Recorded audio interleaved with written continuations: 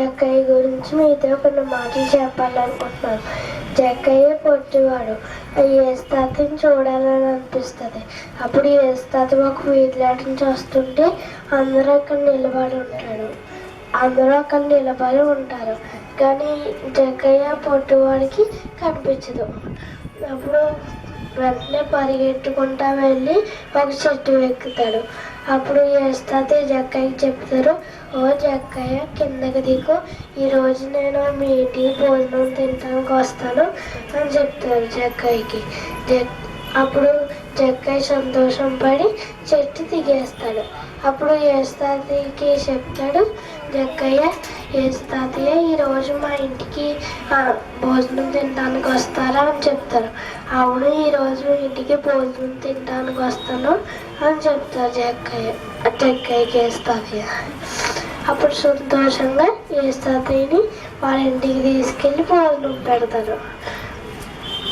ఆ భోజనం తినేసాక ప్రజలందరూ అనుకుంటారు, జక్కయ్య పాపస్తుడు కదా, ఏస్తాతయ్య జక్కయ్య ఇంటికి వెళ్ళారండి, జక్కయ్య ఇంటికి వెళ్ళి భోజనం తిన్నారండి అని అనుకుంటారు. అప్పుడు జక్కయ్య ఏస్తాతయ్యకి చెప్తారు, ఏస్తాతయ్య నేను వేరే వాళ్ళ దగ్గర నుంచి తప్పుగా డబ్బులు తీసుకుంటే 4 అద్దెలు వాళ్ళకి ఇచ్చేస్తాను అని చెప్తారు. అప్పుడు పేదవాళ్ళకి నా ఆస్తిలో సగం ఇచ్చేస్తాను అని చెప్తారు. అప్పుడు ఏస్తాతయ్య చెప్తారు, ఈరోజే మీ ఇంటికి గొప్ప రక్షణ వచ్చింది అని చెప్తారు. దీన్ని బట్టి మీకు ఏ అర్థమైంది?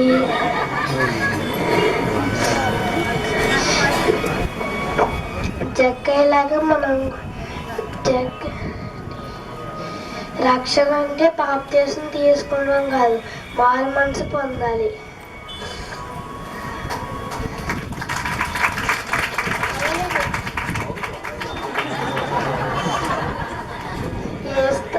ఏస్తాతయ్య జక్కయ్య ఇంటికి భోజనం తినడానికి ఎందుకు వచ్చారంటే జక్కయ్య మారు మనసు పొందాలని. ఆమెన్.